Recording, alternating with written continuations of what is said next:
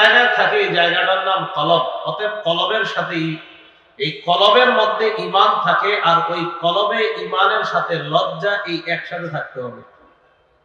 বলেন, লজ্জা আর ঈমান আলাদা থাকবে না একসাথে? একসাথে। একটা কিতাব আছে হাদিসের নাম আল জামিউস সগীর। এই কিতাবের 1959 নাম্বার হাদিস, 1959। আর আব্দুল্লাহ ইবনে উমর রাদিয়াল্লাহু তাআলা আনহুমা قال قال رسول الله صلى الله عليه وسلم। আব্দুল্লাহ ইবনে উমর রাদিয়াল্লাহু তাআলা আনহুমার বর্ণনা, আল্লাহর নবী বলেন, ইন্নাল ঈমান ওয়াল হায়া কুরিনা জামিআ। নবীজি বলেন, ঈমান আর লজ্জা একসাথে থাকার নাম। ফাইদা রুফিয়া আহাদুহুমা, নবী বলেন একটা যদি উঠে যায়, রুফিয়াল আখার, আরেকটা উঠে যায়। লজ্জা যদি আপনার কমে যায়, ঈমান আপনার কমে যাবে। লজ্জা কমতে কমতে ঈমান পাওয়ারলেস হয়ে যাবে। বলেন নাউযুবিল্লাহ। রাসূল সাল্লাল্লাহু আলাইহি সাল্লাম বলেন, লজ্জা আর ঈমান একসাথে থাকার নাম। লজ্জা কমে যাবে, ঈমান কমে যাবে।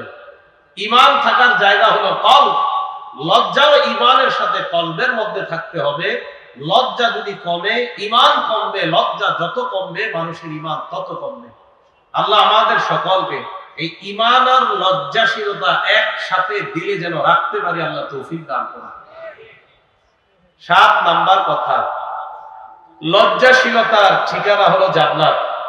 বলেন, লজ্জাশীলতার ঠিকানা জান্নাত। তিরমিজি শরীফের 2009 নম্বর হাদিস। আর আবি হুরায়রা রাদিয়াল্লাহু তাআলা আনহু قال قال رسول الله صلى الله عليه وسلم الحياء من الإيمان والإيمان في الجنة। নবীজি সাল্লাল্লাহু আলাইহি ওয়াসাল্লাম বলেন, লজ্জা ঈমানের অন্তর্ভুক্ত, ঈমানের ঠিকানা হলো জান্নাত। হাদিসের মাধ্যমে বোঝা যায়, লজ্জা যদি আপনার বেড়ে যায়, ঈমানের পাওয়ার বেড়ে যাবে। ঈমান যদি বেড়ে যায়, তত দ্রুত আল্লাহর জান্নাতের মেহমান। তাহলে লজ্জাশীলতার ঠিকানা জান্নাত। লজ্জা ঈমানের অন্তর্ভুক্ত, ঈমানের ঠিকানা হলো জান্নাত। ঈমানের জায়গা হলো কলব, লজ্জার জায়গা হলো কলব। ঈমানের ঠিকানা জান্নাত, তো লজ্জা যত বাড়বে, ঈমান তত বাড়বে। ঈমান যত বাড়বে, তত দ্রুত আল্লাহর জান্নাতের মেহমান হবে।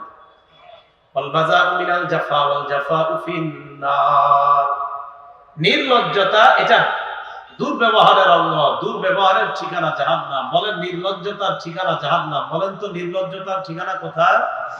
জাহান্নাম। আমাদের দেশে আমাদেরই একদল বোন কিছুদিন আগে এক জায়গায় গিয়ে বলল, আমরা পোশাকের স্বাধীনতা লাভ করব, আমার যেই পোশাক মন চায় আমি সেই পোশাক পরিধান করব। আমি মেয়ে মানুষ, তো কি হয়েছে, আমার মন চাইলে আমি শর্ট পোশাক পরবো, মন চাইলে বড়, মন চাইলে যেমন পোশাক পরবো। এর কিছুদিন পর আমাদের এক ভাই বলল, আমি পুরুষ মানুষ, তো কি হয়েছে, আমার মন চাইলে আমি মেয়েদের পোশাক পরবো। তা আসলে এই বিষয়গুলো এটা কেন? মানুষের নির্লজ্জতা যখন বেড়ে যায়, তখন মানুষ এই জাতীয় কথা বলে। পশ্চিমা অসভ্যতা আর কৃষ্টি কালচার, শয়তান কিছু মানুষের উপর সওয়ার হয়ে আমাদের এই মুসলিম দেশের মধ্যে পুরা দেশের তরুণ তরুণী আর যুবক যুবতীর মধ্যে ছড়িয়ে দেওয়ার একটা পায়তারা করে, যেন এদেশের মুসলিম যুবক যুবতীদেরকে নির্লজ্জ আর বেহায়া বানাতে পারে। এই নীল নকশা শয়তান কিছু নারী আর পুরুষের মাধ্যমে করতেছে। আমাদের দেশের একদল বোন এটা না বুঝে করছে। বলেন, যদি কোনো নারী বলে, আমি যেই পোশাক মন চাবো সেটাই পরবো, সেটা শর্ট হোক, টাইট হোক, ঢিলা হোক, আমার ইচ্ছা, এটা কি লজ্জাশীলতা না নির্লজ্জতা? এটা বেহায়া। আল্লাহ আমাদের সকল নারী পুরুষ সকলকে লজ্জাশীলতার গুণে গুণান্বিত হওয়ার তৌফিক দান করুন। 8 নাম্বার কথা, লাজুক ব্যক্তিকে আল্লাহ ভালোবাসে। বলেন তো, লাজুককে কে ভালোবাসে? আগে যেটি বেশি মনে আছে আপনাদের? হ্যাঁ, বলেন, ইসলামের স্বতন্ত্র বৈশিষ্ট্যের নাম কি? ঈমানের অঙ্গ। ঈমান আর লজ্জা একসাথে থাকবে না আলাদা? ঈমানের ঠিকানা লজ্জাশীলতার ঠিকানা কোথায়? জান্নাত। নির্লজ্জতার ঠিকানা জাহান্নাম। লাজুক ব্যক্তিকে আল্লাহ ভালোবাসেন। আল জামিউস সগীর হাদিস নাম্বার 1662 নাম্বার হাদিস 1662 1662 1662 عن أبي هريرة رضي الله تعالى عنه قال قال رسول الله صلى الله عليه وسلم إن الله إذا أنعم على عبد نعمة يحب أن يرى أثر النعمة عليه আবু হুরায়রা রাদিয়াল্লাহু তাআলা আনহুর বর্ণনা, আল্লাহ নবী বলেন, আল্লাহ রাব্বুল আলামিন যখন কোন বান্দাকে নিয়ামত দান করে, ওই বান্দার নিয়ামতটা প্রকাশ পাক, নিয়ামতের নিদর্শন দেখা যায়, এই নিয়ামতের নিদর্শন দেখাটা আল্লাহ পছন্দ করেন। অনেক কোটিপতিরা দান করে, তাদের এই দান মাদ্রাসা মসজিদে দেখা আল্লাহ পছন্দ করেন। ওয়ায়াকরাহুল বুকসা ওয়াত তাবাউসা, অভাব অনটন প্রকাশ করা আল্লাহ অপছন্দ করেন। ওয়ায়ুবিজুস সাইলাল মুলহিফা, নাসুর বান্দা হয়ে ভিক্ষা করে যে, তাকে আল্লাহ ঘৃণা করেন। ওয়ায়ুহিব্বুল হাইয়াল আফিফাল মুতাআফফিফা, যে ব্যক্তি লাজুক, বড় লাজুক, লজ্জার কারণে মানুষের কাছে চাইতে পারে না, এই লাজুক ব্যক্তিকে আল্লাহ ভালোবাসেন। তাহলে লাজুক ব্যক্তিকে আল্লাহ ভালোবাসেন। 9 নাম্বার কথা, আমরা আমাদের জীবনে কল্যাণ চাই। কারা কারা? সবাই আমাদের জীবনে কল্যাণ চাই না? কলবের মধ্যে যদি লজ্জার, ইমানের সাথে লজ্জাটাকে ঢুকাইতে পারেন যত বেশি, যার কলবে ইমানের সাথে লজ্জার পাওয়ার যত বেশি বাড়বে, তার জীবনটা তত বেশি আল্লাহ কল্যাণ দ্বারা ভরপুর করে দেবে। দলিল সহিহ বুখারী 6117 নাম্বার হাদিস। قال رسول الله صلى الله عليه وسلم الحياء لا يأتي إلا بخير। আখিরি নবী মুহাম্মদ সাল্লাল্লাহু আলাইহি ওয়াসাল্লাম বলেন, লজ্জা মানুষের জীবনে কল্যাণ আর কল্যাণ বয়ে আনে। যে ব্যক্তির যত বেশি লজ্জা, এই লজ্জা নামক গুণটা আপনার জীবনে তত বেশি কল্যাণ বয়ে আনবে। আপনি যদি লাজুক হন, লজ্জা নামক গুণটাই আপনার জীবনে কল্যাণ বয়ে আনবে। 10 নাম্বার, সমস্ত নবীদের থেকে আমরা একটা উপদেশ পেয়েছি, আমি, আপনি, আমরা সবাই। এই উপদেশটা আমাদের জানা দরকার না? সহিহ বুখারী 6120 নাম্বার হাদিস। عن أبي مسعود رضي الله تعالى عنه قال قال رسول الله صلى الله عليه وسلم إن مما أدرك الناس من كلام النبوة الأولى إذا لم تستحي فاصنع ما شئت। নবীজি বলেন, সমস্ত নবীদের থেকে মানুষ একটা উপদেশ পেয়েছে, সব নবীদের থেকে মানুষ একটা উপদেশ গ্রহণ করেছে। সব নবীরা তাদের উম্মতকে বলেছে, তোমার যদি লজ্জা না থাকে, তোমার যা মন চায় তুমি তা করো। তোমার লজ্জা না থাকলে তোমার যা মন চায় তুমি তা করো, তা বলো। তাহলে লজ্জা না থাকলে তোমার যা মন চায় তুমি তা করো, যা মন চায় তা বলো। আল্লাহ আমাদেরকে লজ্জাশীলতার গুণে গুণান্বিত হওয়ার তৌফিক দান করেন। 11 নাম্বার, তিরমিজি শরীফের 1974 নাম্বার হাদিস। قال رسول الله صلى الله عليه وسلم, আখিরি নবী মুহাম্মদ সাল্লাল্লাহু আলাইহি ওয়াসাল্লাম বলেন, মা কানাল ফাহশু ফি শাইইন ইল্লা শানা ওয়া মা কানাল হায়াউ ফি শাইইন ইল্লা জানা। কোন জিনিসের মধ্যে যখন নির্লজ্জতা আর বেহায়াপনা বেড়ে যায়, ওই জিনিসের ময়লা বেড়ে যায়, কদর্যতা বেড়ে যায়। ওয়া মা কানাল হায়াউ ফি শাইইন ইল্লা জানা, নবী বলেন, কোন জিনিসের মধ্যে লজ্জাশীলতা যখন বেড়ে যায়, এই জিনিসের সৌন্দর্যতা তত বেশি বেড়ে যায়। হাদিসের মাধ্যমে বোঝা যায়, যাদেরকে ঢেকে রাখা প্রয়োজন, তারা যদি নিজেদেরকে ঢেকে না রাখে, তাদের ময়লা কমবে না বাড়বে। বলেন, যাদেরকে ঢেকে রাখতে ইসলাম বলছে, ইসলাম যাদেরকে বলছে তোমরা ঢেকে ঢুকে থাকবা, তারা যদি ঢেকে না রাখে নিজেদেরকে, এতে কি ময়লা কমবে না বাড়বে? আর যাদেরকে ইসলাম বলছে তোমরা ঢেকে থাকবা, নিজেদেরকে ঢেকে ঢুকে রাখবা, এই ঢেকে ঢেকে যারা নিজেদেরকে রাখবে, তাদের এই লজ্জাশীলতা, তাদের সৌন্দর্যতা কি কমাবে না বাড়াবে? হাদিস দ্বারা বোঝা যায়, যারা পর্দার মধ্যে থাকে নারীরা, তাদের সৌন্দর্যতা বাড়তে থাকে। আর যারা পর্দাহীনতায়, নির্লজ্জতার মতো, বেহায়ার মতো রাস্তাঘাটে চলাফেরা করে, তাদের ময়লা, তাদের কদর্যতা দিন দিন বাড়তে থাকে।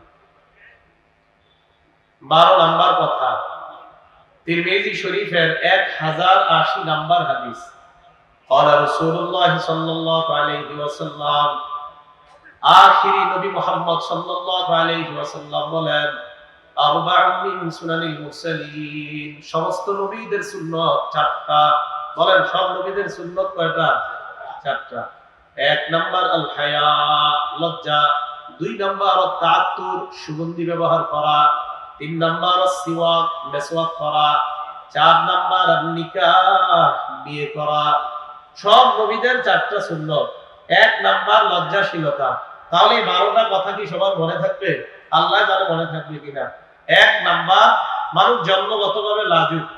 দুই নাম্বার, যে ব্যক্তি লজ্জার পোশাক পরিধান করবে তার দোষ ত্রুটি তত গোপন থাকবে।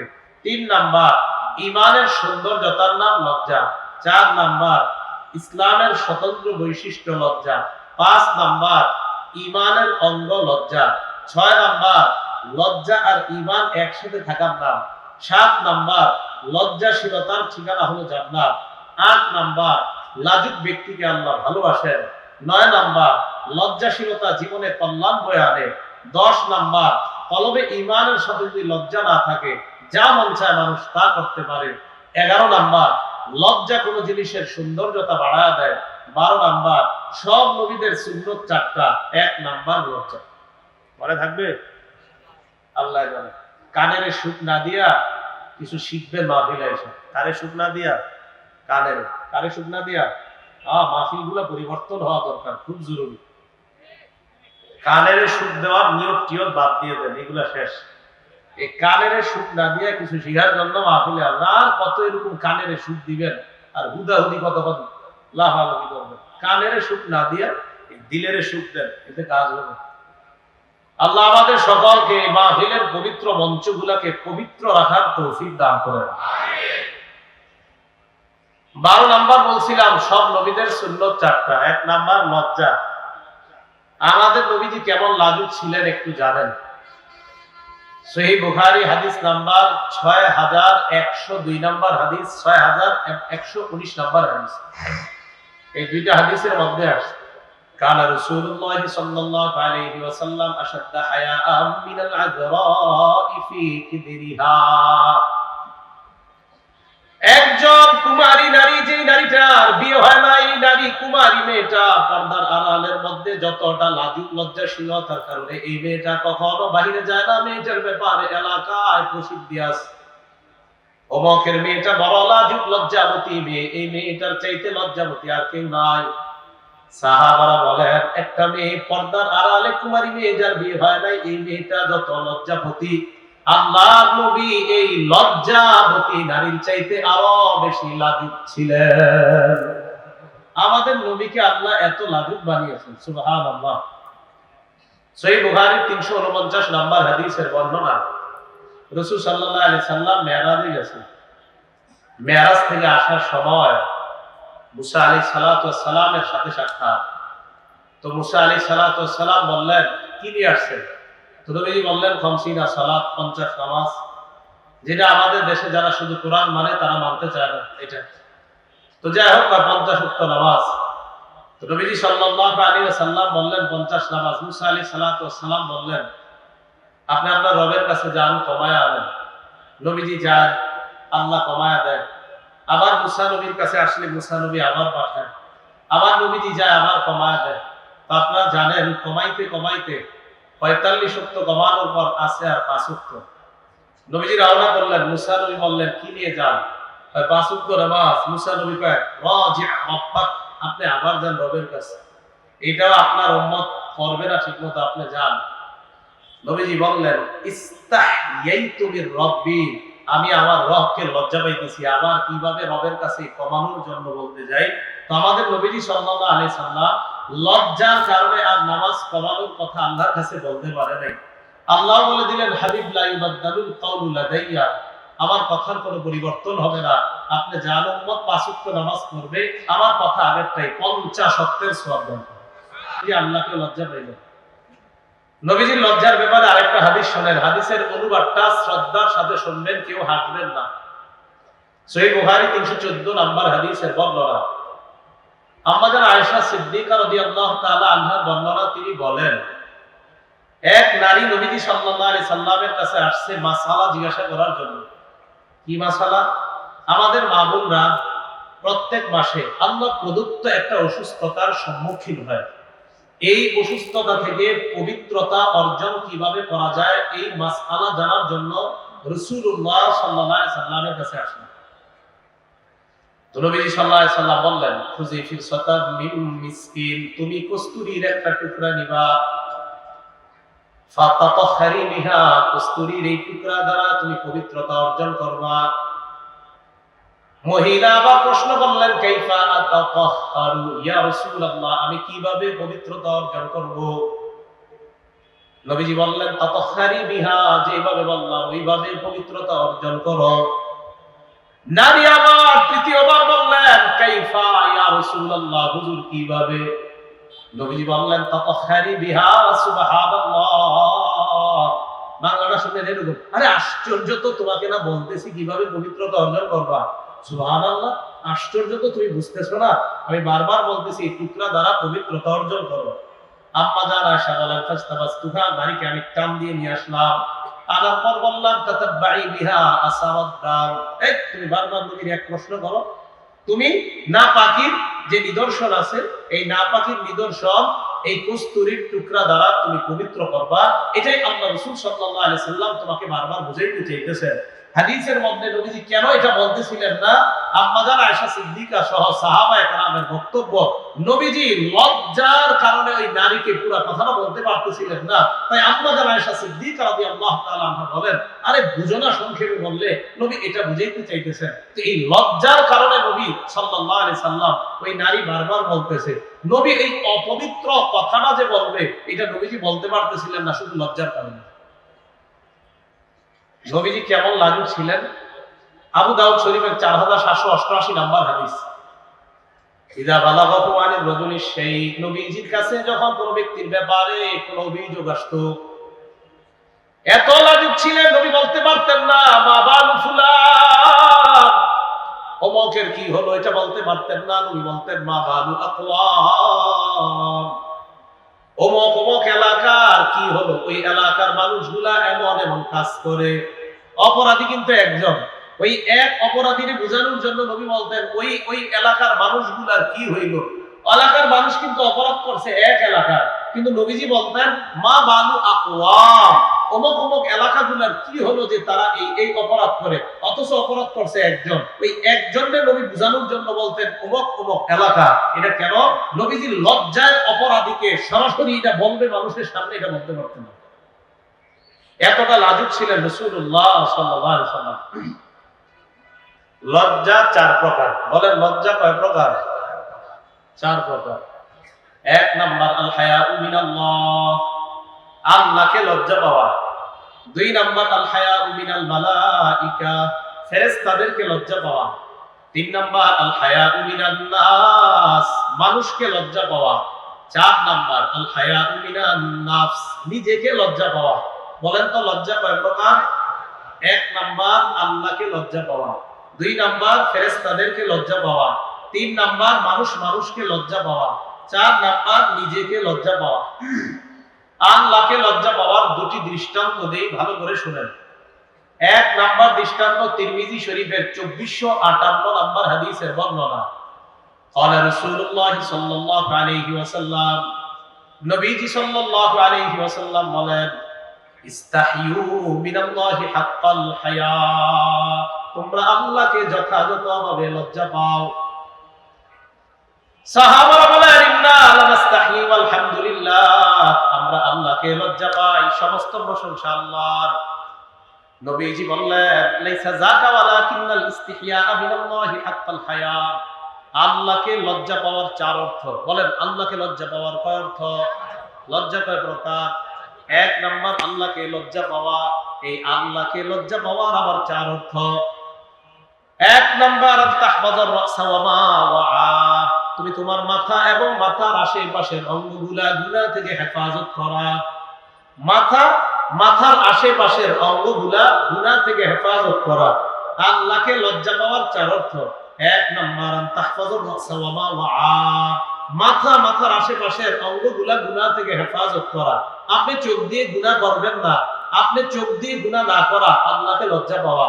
আপনি নাক দিয়ে গুনাহ করবেন না, কান দিয়ে গুনাহ করবেন না, আপনি জিহ্বা দিয়ে গুনাহ করবেন না। কেন? কারণ আপনি আল্লাহকে লজ্জা পান।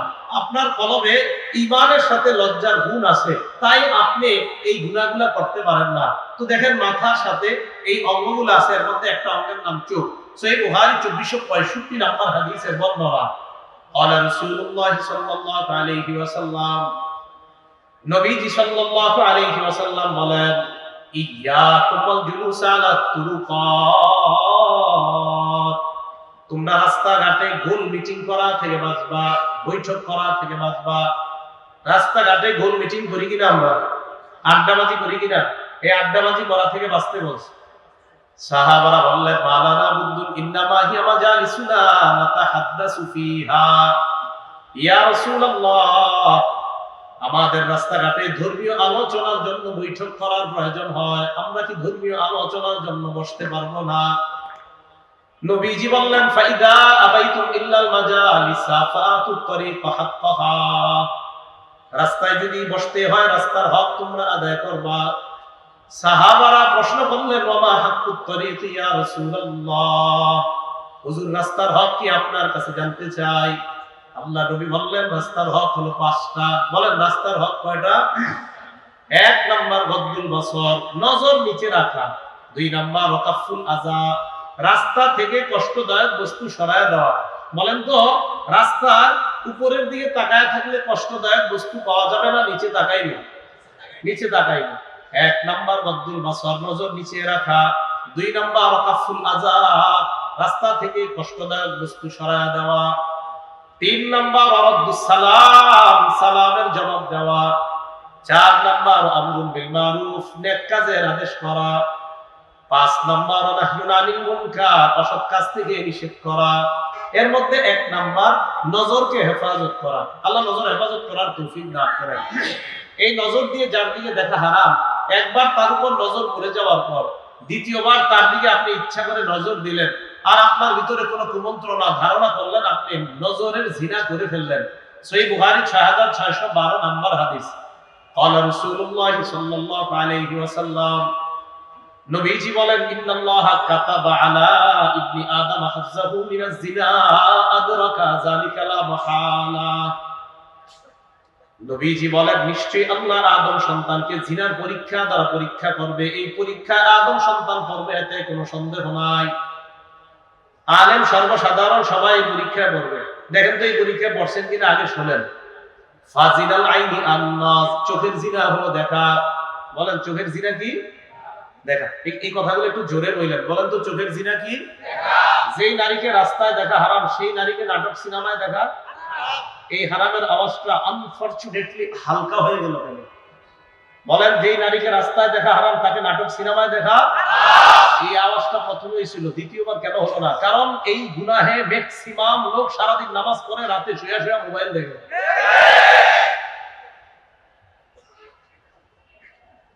রাসূলুল্লাহ সাল্লাল্লাহু আলাইহি সাল্লাম বললেন, জিনাল আইন আন-নাস, চোখের জিনা হলো দেখা। قال رسول الله صلى الله عليه وسلم, ইয়া আলী লা তুবি'ন নাযরাতা আন-নাযরা, আলী একবার নজর পড়ে যাওয়ার পর দ্বিতীয়বার নজর দিবা না। ফাইন্না লাকাল উলা ওয়া লাইসাত লাকাল আখিরা, প্রথমবার মাফ, দ্বিতীয়বার আর মাফ নাই। প্রথমবার মাফ, দ্বিতীয়বার মাফ নাই। তো আবার বুখারীর বর্ণনা শুনেন, চোখের জিনা হলো দেখা। ওয়া জিনাল লিসান আল মানতিক, মুখের জিনা হলো কথা বলা।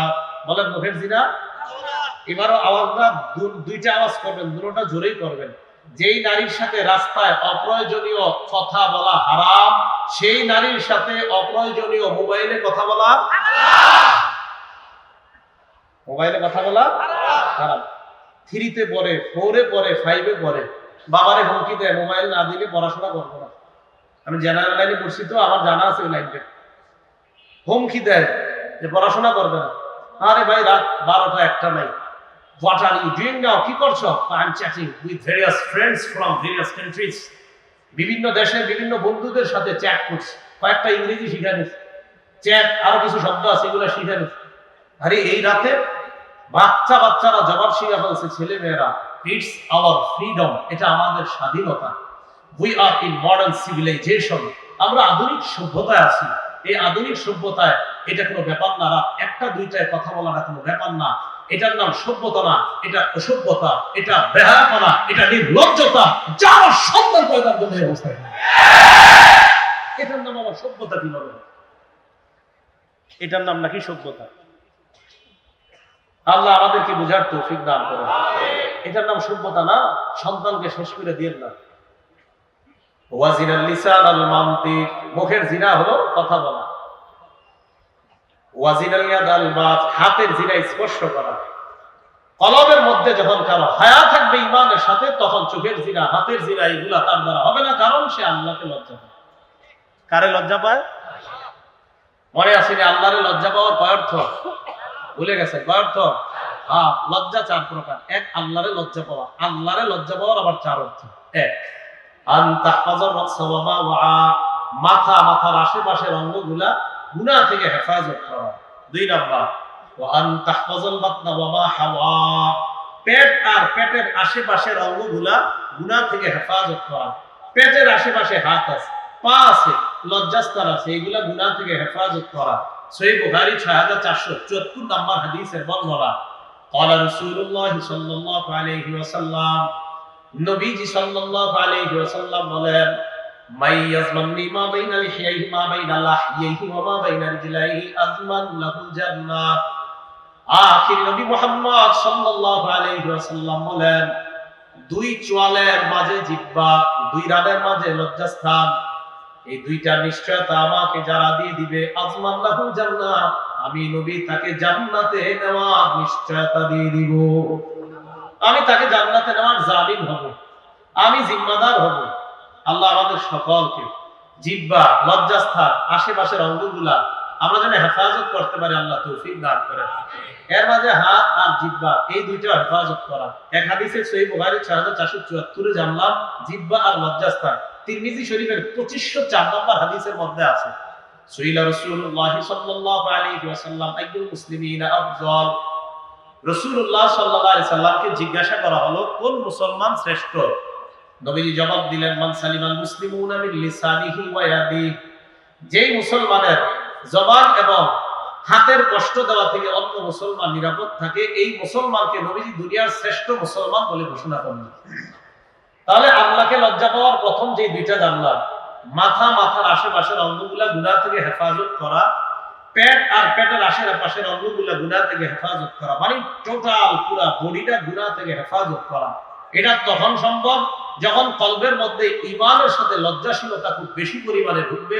আল্লাহ আমাদের সকলকে ঈমান আর লজ্জাকে একসাথে কলবে যেন রাখতে পারি, আল্লাহ তৌফিক দান করুন। তিন নাম্বার, ওয়া তাতাযাক্কারুল মাউতা ওয়াল বিলা, আল্লাহর ভয়ে মরণকে স্মরণ করা।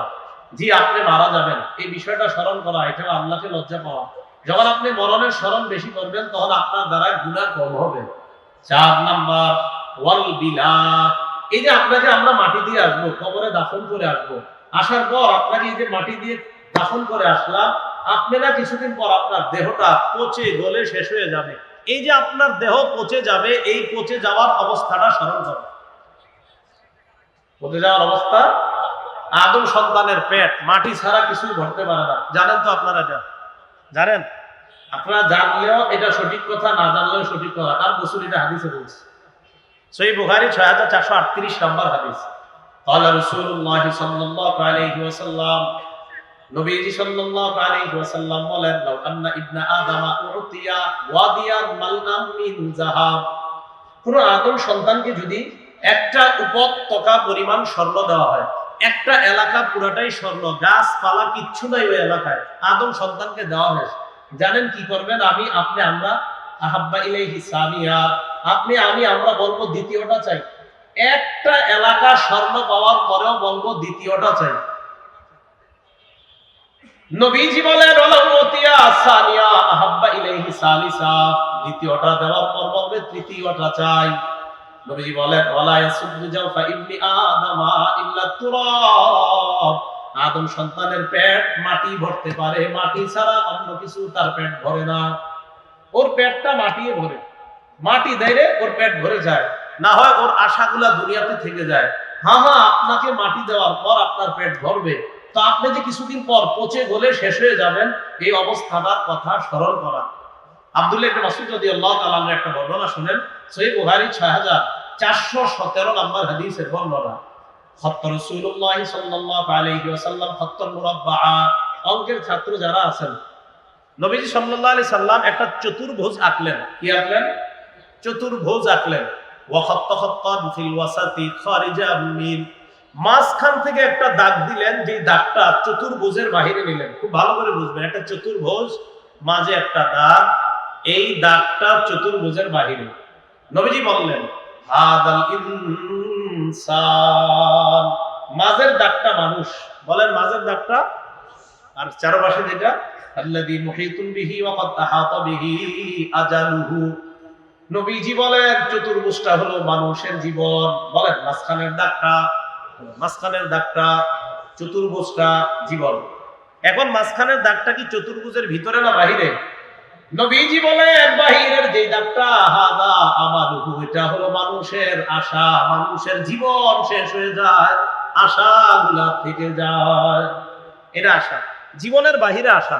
তাই তার পেট ভরতে পারে একমাত্র মাটি, এই মাটি দিবেন পেট ভরবে, এছাড়া ওর পেট ভরবে না কখনো, ওর আশা থেকে যাবে। মুরব্বী মসজিদে যায়, কি ও গাটা মনটা খারাপ হয়ে যান, মসজিদে যায় আর বললো না কেন, কি হয়েছে আপনার? 4টা ছেলে ইতালি থাকে, 80 লাখ টাকা বেতন পায়, আর একটা ছেলে বাংলাদেশে 30,000 বেতন পায়। এই ছেলেটার এখনো কোনো কুল কিনারা করতে পারি নাই, মনটা ভালো না।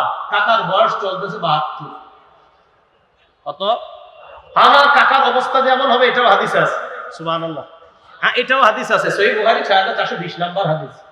আবু হুরায়রা রাদিয়াল্লাহু তাআলা আনহু বলেন লা ইয়াজালু কলবুল কাবীরি শাবান ফিসনাতাইন, বুড়া মানুষের অন্তর দুই ক্ষেত্রে যুবক হয়। বলেন বয়স যত বাড়ে অন্তর যুবক হয় কয় ক্ষেত্রে? যার বয়স যত বাড়বে তার অন্তর যুবক হবে দুই ক্ষেত্রে। রাসূল সাল্লাল্লাহু আলাইহি সাল্লাম বলেন, এক নাম্বার ফি হুব্বিদ দুনিয়া, দুনিয়ার ভালোবাসার ক্ষেত্রে ওর যুবক হতে থাকবে অন্তর, দুনিয়ার ভালোবাসা। দুই ওয়াতুলিল আমাল, লম্বা আশা। ওই যে কাকা 5 নাম্বার ছেলে ইতালি না পাঠাইলে ওনার আর আশা শেষ হচ্ছে না, অথচ ওই 5 নাম্বারটারও পাঠানোর পর উনি আরো আশা করবে, কারণ নবীজি বলছে ওর জীবন শেষ হয়ে যাবে, আশা থেকে যাবে। ভাই কথা বুঝে আসছে? তো বলছিলাম, আপনি যে মরে যাওয়ার পর আপনি পচি গলে শেষ হয়ে যাবেন, এই অবস্থাটা স্মরণ করা, এটাও আল্লাহকে লজ্জা পাওয়া। আবার আগের কথায় আসেন, লজ্জা কয় প্রকার? 1 নাম্বার কাকে লজ্জা পাওয়া? 2 ফেরেশতাদেরকে লজ্জা পাওয়া। ফেরেশতাদেরকে লজ্জা পাওয়ার উদাহরণ সূরা ইনফিতরের 10 নাম্বার থেকে আল্লাহ আলোচনা করেন। আল্লাহ পাক রব্বুল আলামিন বলেন ওয়া ইন্না আলাইকুম লাহাফিজিনা কিরামান কাতিবিনা ইয়ালামুনা মা তাফআলুন। সূরা ইনফিতর 10 থেকে 12 নম্বর আয়াত। আল্লাহ বলেন ওয়া ইন্না আলাইকুম লাহাফিজিন, তোমাদের সাথে আছে সংরক্ষণকারী ফেরেশতা, কিরামান কাতিবিন, সম্মানিত লেখক, ইয়ালামুনা মা তাফআলুন, তোমরা যা করো তারা তা জানে।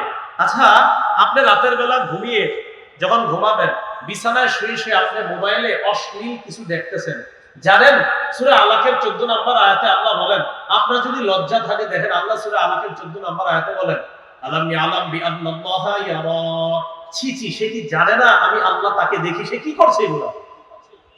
আপনি গুনাহ করতেছেন, আল্লাহ বলছে আলাম ইয়ালাম, সে কি জানে না বিআন্নাল্লাহা ইয়ারা, আমি আল্লাহ তাকে দেখছি। আপনার কলবে ইমানের সাথে লজ্জা ঢুকান, তখন আপনার লজ্জা আপনাকে বাধা দিবে, না না এই অশ্লীল জিনিস তুমি দেখতে পারো না। 1 2 ফেরেশতাদেরকে লজ্জা, ফেরেশতারা আপনাকে দেখে আপনি যা করেন, জানে আপনি যা করছেন তা লেখে। ফেরেশতারা জানে দেখে লেখে, ফেরেশতারা জানে দেখে লেখে আপনি যা করতেছেন।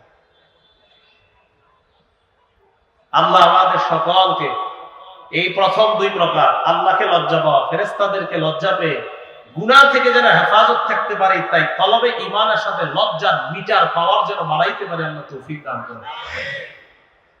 3 নাম্বার মানুষকে লজ্জা পাওয়া, এটা একটু মন দিয়ে শোনেন। বিসমিল্লাহ বিসমিল্লাহির রহমানির রহিম। আল্লাহুম্মা লাকাল হামদু ওয়া লাকাল শুকর, আল্লাহুম্মা লাকাল হামদু ওয়া লাকাল শুকর। মানুষকে লজ্জা পাওয়ার কয়েকটি দৃষ্টান্ত দেন। 1 নাম্বার হুযায়ফা ইবনুল ইয়ামান রাদিয়াল্লাহু তাআলা আনহু বর্ণনা, তিনি বলেন লা খায়রা ফী মান লা ইস্তাহি মিনান নাস। ওই ব্যক্তির মাঝে কোনো কল্যাণ নাই যে মানুষের লজ্জা পায় না। আপনি যদি আরেকজনের লজ্জা না পান, আপনার মাঝে কোনো কল্যাণ নাই। দৃষ্টান্ত নাম্বার 2, নাসাই শরীফের 406 নম্বর হাদিসের বর্ণনা। আন্না রাসূলুল্লাহ সাল্লাল্লাহু আলাইহি ওয়াসাল্লাম রাআ রাজুলান ইয়াগতাসিলু বিল বারাজ। নবীজি সাল্লাল্লাহু আলাইহি সাল্লাম এক ব্যক্তিকে দেখলেন, পুরুষ, উনি দেখে খোলা জায়গায় গোসল করতেছে। ফাসাইদাল মিনবার, নবীজি মিনবারে আরোহণ করলেন। ফাহামিদাল্লাহ ওয়া আসনা আলাইহি, আল্লাহর প্রশংসা করলেন, সালাত করলেন। এরপর নবীজি বললেন, শোনো সাহাবারা, ইন্নাল্লাহা হালিম, আল্লাহ সহনশীল, হাইয়ুন, আল্লাহ লাজুক। সুবহানাল্লাহ, আল্লাহ লাজুক। বলেন আল্লাহ লাজুক, বলেন সবাই আল্লাহ লাজুক। নবীরা লাজুক, আমিও লাজুক হব। আল্লাহ লাজুক, নবীরা লাজুক, আপনিও লাজুক হন। তাহলে আপনি মোবাইল দ্বারা আর গুনাহ করবেন না, আপনি লাজুক হন। অন্তরে ঈমানের সাথে লজ্জাশীলতা ঢুকান, বাড়ান। নবীজি বলেন হালিম, আল্লাহ সহনশীল, আল্লাহ লাজুক। সিত্তিরুন, আল্লাহ গুনাহ ঢেকে রাখেন। ইউহিব্বুল হায়া ওয়াস সিত্রা, আল্লাহ রব্বুল আলামিন লজ্জাশীলতা এবং ঢেকে ঢুকে থাকা, আড়ালের মধ্যে থাকা এটা পছন্দ করেন। মানে নবীজি বলেন, ইদা তাসালাহাদুকুম ফালইস্তাতির, তোমাদের কেউ যখন গোসল করবা একটু আড়াল হয়ে গোসল করবা। ছাত্র ভাইরা এই জায়গায় আছেন, আবুল ইসলাম হাটাজারি ছাত্র ভাইরা আছেন। একসাথে গোসল করার সময় অন্তত শরীরে কিছু রাখা, গামছা রাখা, গেঞ্জি রাখা। দেখেন আপনাদের অনেকের দেহ আল্লাহ বড় চমৎকার করে বানিয়েছেন। এই দেহের উপর কারো বদনজর করে গেলে হঠাৎ এমন রোগে আক্রান্ত হয়ে যাবেন, একদম বিপদে পড়বেন। আপনারা হাদিসে পাবেন আব্দুল্লাহ ইবনে জাফর রাদিয়াল্লাহু তাআলা আনহু সব ছেলেগুলা, আপনার সন্তানগুলা একদম কাঠ হয়ে গেছে, শুকায়া। আসমা বিনতে উমাইস রাদিয়াল্লাহু তাআলা আনহা, হযরত জাফর, আব্দুল্লাহ ইবনে জাফর না, শুধু জাফর, জাফর রাদিয়াল্লাহু তাআলা আনহু বিবি, উনি ওনার সন্তানগুলা নিয়ে নবীজির কাছে আসছে। নবীজি বললেন, কি ব্যাপার এদের এই অবস্থা? তো জাফর রাদিয়াল্লাহু তাআলা আনহু বিবি আসমা বিনতে উমাইস কিন্তু এই কথাটা বলছেন, ইয়া রাসূলুল্লাহ, মনে হয় কারো নজর লাগছে, বদনজর। বদ নজর এটা হক, নজর যে আপনার উপরে ক্ষতি করতে পারে এটা সঠিক কথা। এই জন্য সবার সামনে দেহ খুলে গোসল করাটা এটা আসলে কিন্তু ঠিক না। আপনি একটু ঢেকে ঢুকে গোসল করা, আড়ালে গোসল করার চেষ্টা করা।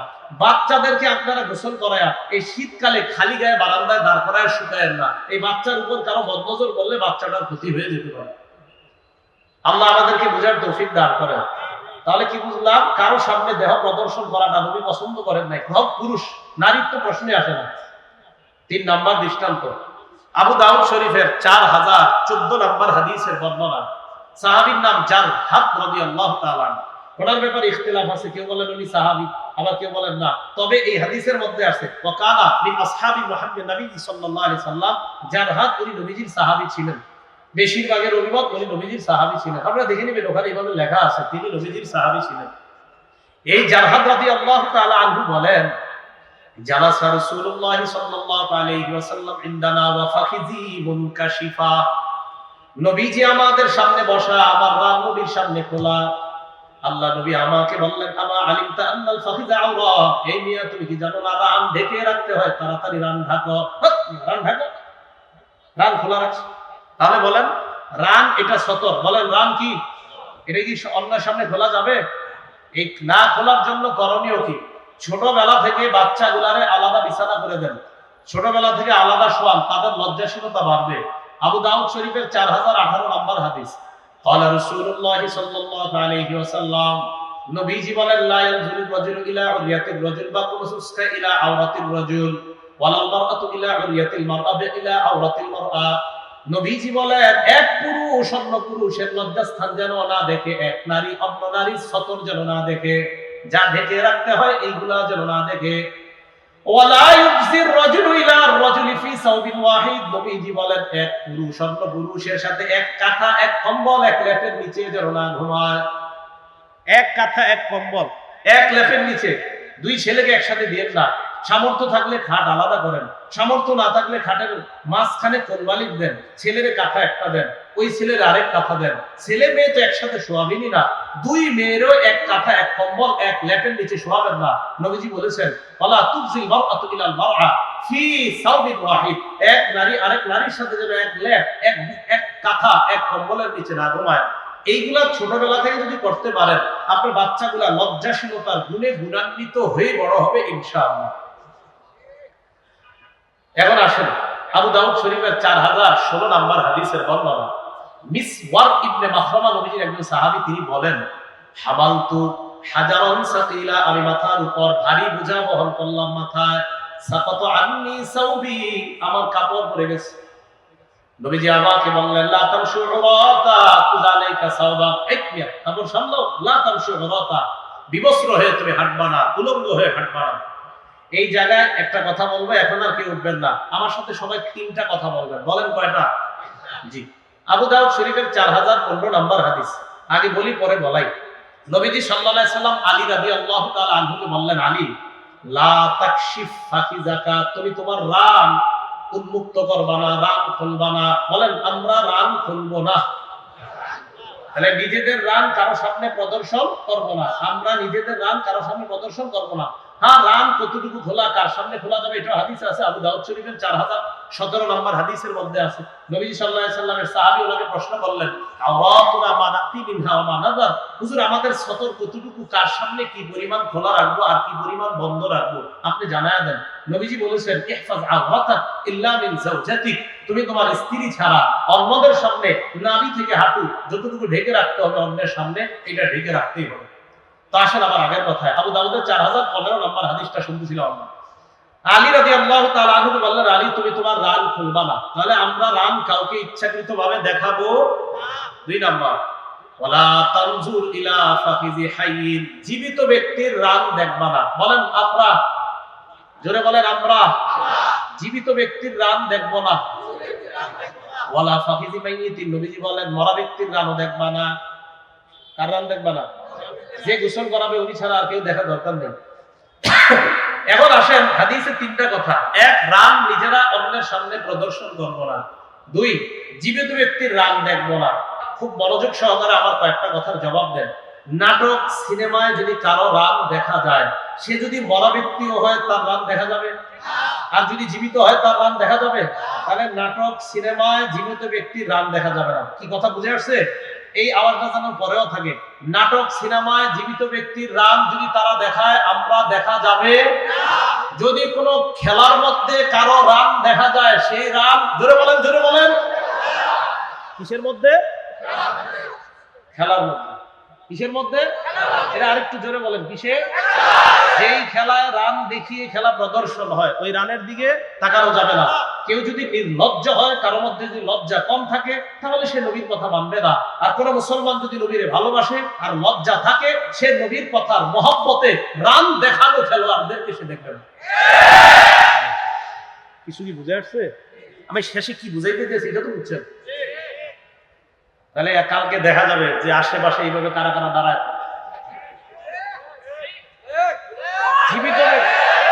জীবিত ব্যক্তি, মরা ব্যক্তি। আচ্ছা, খেলাধুলা তারা কি মরারা খেলে না জিন্দারা? ধরে নিই মরারা খেলে। মরারা খেললেও কি রান দেখা যাইতো? না, খেলে জীবিতরা। তো জীবিত ব্যক্তি যদি রান দেখি, তাহলে রসুলের মহব্বত হাতে পায়ে ধরে বলছি, আপনার আল্লাহ রসুল সাল্লাল্লাহু আলাইহি সাল্লাম বলছেন, জীবিত ব্যক্তির রান দেখবা না। বাস, আমি আমার হাবিবকে ভালোবাসি, আমি আমার হাবিবকে ভালোবাসি বলেই কোন জীবিত মরা ব্যক্তির রান দেখবো না। এটাই হবে প্রকৃত আশিক রাসূল। আল্লাহ বুঝার তৌফিক দান করেন। লজ্জা কয় প্রকার? 4 প্রকার। 1 নাম্বার কারে লজ্জা পাবো, 2 নাম্বার, 3 নাম্বার, 4 নাম্বার নিজের। বলেন 4 নাম্বার নিজের লজ্জা পাওয়ার দৃষ্টান্ত। বুখারীটা খুললে একদম শুরুতে দেখবেন, কয়েকটা পৃষ্ঠা উল্লেখে পাবেন। 7 নাম্বার হাদিস। রাসূল সাল্লাল্লাহু আলাইহি সাল্লাম বাদশা হিরাক্লিয়াসের কাছে একটা চিঠি লেখে। ঠিক না? একটা চিঠি লেখে। চিঠির মধ্যে দাওয়াত দিয়েছে হিরাক্লিয়াসকে, আদউকা বিদিআয়াতিল ইসলাম আসলিম তাসলাম, আমি তোমার ইসলামের দাওয়াত দিচ্ছি, তুমি ইসলাম গ্রহণ করো, নিরাপত্তা লাভ করবে। লম্বা চিঠি, জানেন আপনারা। বাদশা হিরাক্লিয়াসের কানে সংবাদ আসছে, মক্কা মুহাম্মদ নামে এক ব্যক্তি নবী হয়েছে, উনি আমার কাছে চিঠি পাঠাইছে। আমরা বলেন সাল্লাল্লাহু আলাইহি ওয়াসাল্লাম। রাসূল সাল্লাল্লাহু আলাইহি সাল্লামের চিঠির ব্যাপারে বাদশা হিরাক্লিয়াস নবীজির ব্যাপারে জানতে চাওয়ার জন্য বলতেছে, মুহাম্মদের ব্যাপারে জানা যায় এমন কি কেউ আছে এদিকে? একদল বলল, হ্যাঁ, আশেপাশে একদল ব্যবসায়ী আছে, তারা মক্কার, আপনি বললে তাদেরকে আনতে পারি। ব্যবসায়ীদের প্রধান যিনি ছিলেন, তিনি আবু সুফিয়ান রাদিয়াল্লাহু তাআলা, যিনি তখনও মুসলমান হননি। মুসলমানদের বিপরীত দিকে যিনি প্রধান সেনাপতির ভূমিকা পালন করতেন আবু সুফিয়ান রাদিয়াল্লাহু তাআলা বাদশার দরবারে ডাকছে। ডাকার পর আবু সুফিয়ান রাদিয়াল্লাহু তাআলা আনহুকে সামনে বসাইছে, পিছনে অন্যান্য মানুষ। বাদশা তার দুভাষীকে বললেন, আমি এই আবু সুফিয়ানকে যা যা প্রশ্ন করব মক্কার মুহাম্মদের ব্যাপারে সাল্লাল্লাহু আলাইহি ওয়াসাল্লাম, সে যেন সত্য কথা বলে, যদি কোনো মিথ্যা বলে পিছনের মানুষগুলা যেন তাকে সাথে সাথে বলে তুমি মিথ্যা বলছো। আচ্ছা, আমরা কি মুসলমান না সবাই? আলহামদুলিল্লাহ, আশা করি আমরা সবাই মুসলমান, ঠিক না? সবাই বলেন আমরা কি? আমরা কি? তাহলে হাদিসটা শুনেন। আবু সুফিয়ান রাদিয়াল্লাহু তাআলা আনহু তখনও মুসলমান হননি। তাকে সবার সামনে বসাইছে, একের পর এক নবীর ব্যাপারে প্রশ্ন করতেছে। আবু সুফিয়ান একের পরে এক নবী তার ওই সময় প্রধান শত্রু হওয়া সত্ত্বেও নবীর ব্যাপারে সবগুলা প্রশ্নের উত্তর একদম সত্য সত্য দিচ্ছে। এখন আবু সুফিয়ান কেন নবীর ব্যাপারে মিথ্যা বলতে পারে নাই?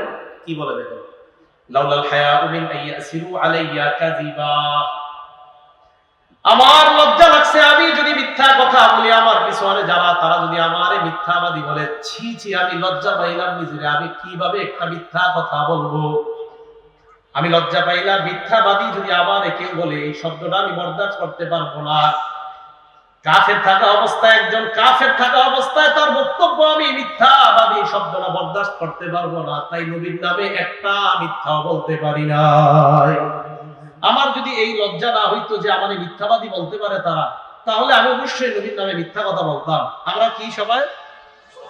আমরা কি সবাই? উঠতে বসতে, সকালে বিকালে, শুইতে ঘুমের আগে সর্বশেষ মিথ্যা কথা বলে শুনি। হ্যাঁ, ঠিক না কথাটা? হ্যাঁ, মিথ্যা কথা বলে শোয়া।